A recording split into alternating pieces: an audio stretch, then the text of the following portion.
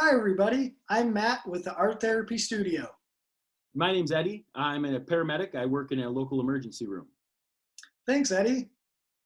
So today what we're going to be doing with our art intervention is we are going to be making a torn paper collage. And with that intervention, we're also going to be making a homemade glue recipe. So what we'll do first is we'll get to the glue, show our supplies, make that, then we will get into the collage making. Sound good? Sounds good. Okay, so what we have here is we have our start of our glue. So what we did was we prepped a quarter cup of water. Try to use warm hot water if you can, and a quarter cup of warm milk if you can. And we already prepped this first step. So I have a quarter cup measuring just to show you. So you just do one and one. And then what we do then is we have that as our base to start. Then for our glue next, we are going to get a tablespoon. Let me find my tablespoon here. And we're now going to use vinegar to put into that. What that's going to do is it's going to start to make a chemical reaction. And what we're going to do with the base of the glue is it's going to make a separation. So we're going to have the curdle of the milk in the way. So the curdle and then the liquid. So this is where our reaction starts. We're going to take any kind of vinegar that you have at home and a tablespoon of that. And we're going to add that to our liquid. Camera down a little bit so everybody can see. There we go. So what we're watching now is the milk and the vinegar. You can then get a mixing spoon, anything you have by you. And we're going to just start stirring. Oh, wow. I can already see it starting to curdle. Yep. Yeah, this happens pretty quick. Okay. And this glue is safe to use at home, even for kids. It's non-toxic. Okay, great. All the supplies are safe. Yeah, so you can see the glue starting to turn into its next step. And it's going to look like little, kind of like little like bits, Yeah, like I do little see chunks that. of milk. And you see the water kind of separating around it. Yeah. So once you have that, now we're going to get a cup or a glass. Kids at home, if you want to use a cup just for safety measures. And then I used a coffee filter. Eddie Okay. used a paper towel and just want to put it on top of a tall glass that you have. I attached this just with some masking tape, scotch tape. And then you're going to take your liquid now with the glue to start, and you're going to put it into your cup carefully. Just make sure go slow, not to overflow it. And what we're going to do is we're going to wait a little bit. You already start to see the liquid, which is the way, drip to the bottom. Wow. And then that's going to separate. And what's going to be left on top is the curdled milk. So this is now going to be the base for our glue. I do like that you used household products to make the glue because I personally don't have any sort of glue sitting around the house. So this was great. I didn't have to go out and grab anything. Awesome. So it looks like mine's all set. Okay, great. So what we're going to do now is carefully, we can, if we want, we're going to take off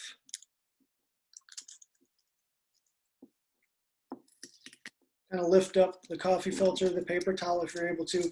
If you want to give it a little bit of just like a squeeze to get more of that liquid out, you can.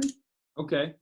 Um, but yours looked like it definitely separated a lot easier. So mine, I'm gonna just kind of give it some help here. Just kind of get that liquid out more.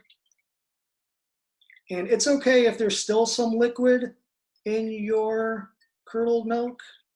That helps with the next process when we get to mixing in. We're gonna mix in some baking soda. Okay. And just be careful too, if you do squeeze it, to uh, not let it tear. Okay. So just be gentle with it. Yeah, the paper towel is actually pretty resistant. Good. Okay, so what I'm going to do now is we can now transfer this back to our bowl. So this is our curdled milk.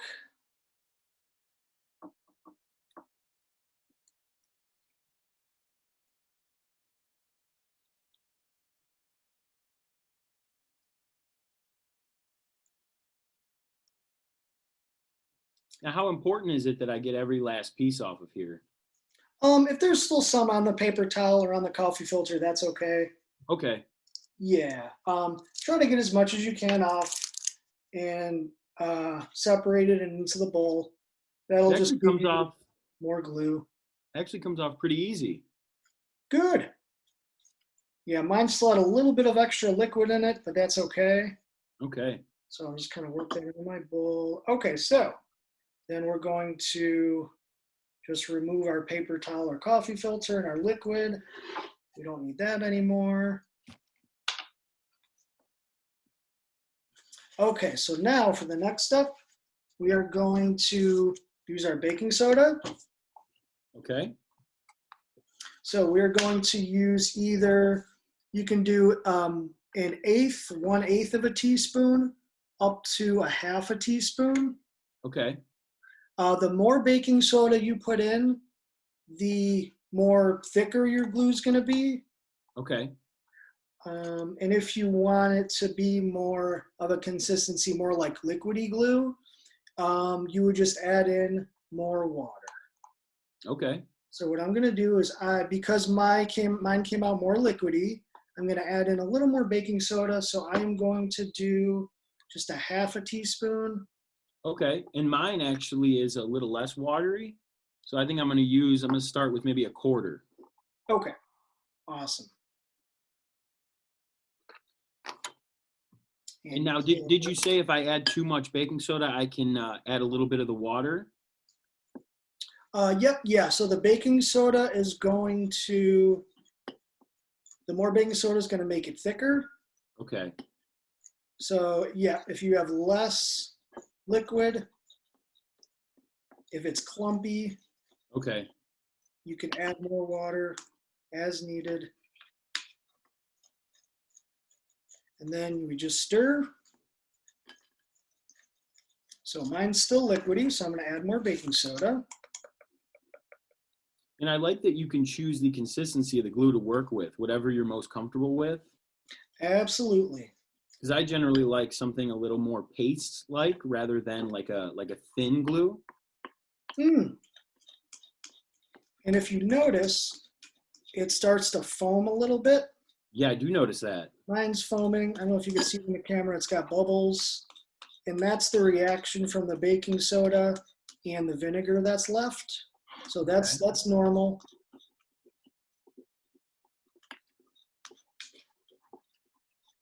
So I'm going to just keep adding till I get my consistency to thicken it up with the baking soda.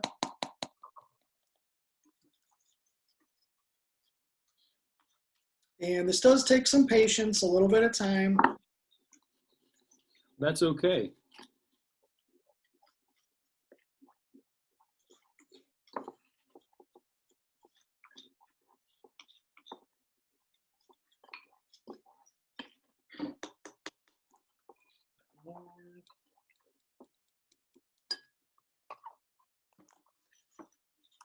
Now, who would you say that this art intervention would be good for?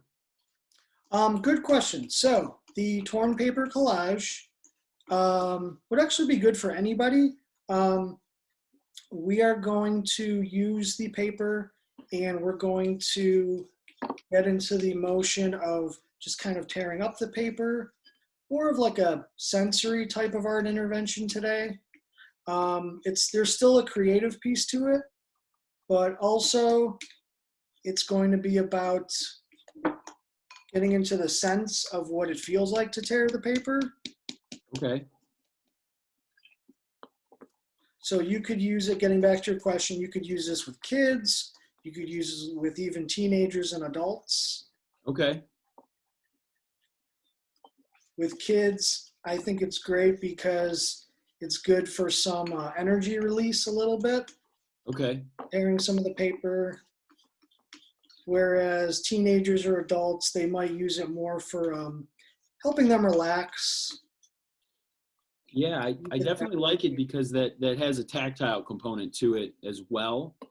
Mm-hmm. So it helps you feel more like it helps you feel more like you're making progress through it when you tear the paper. Helps Definitely. you feel almost like satisfied. Okay, so we have our finished glue, and as you can tell, our consistency definitely looks paste-like. And like I mentioned, if you need to adjust it, you always can. The glue is very forgiving. If you need to thicken it up, like I mentioned, you can use baking soda. If you need to make it more liquidy, you can just add in a little more water, and you'll get to where you need. Okay, so we have our glue, homemade glue. Now we're going to get prepped for our torn paper collage.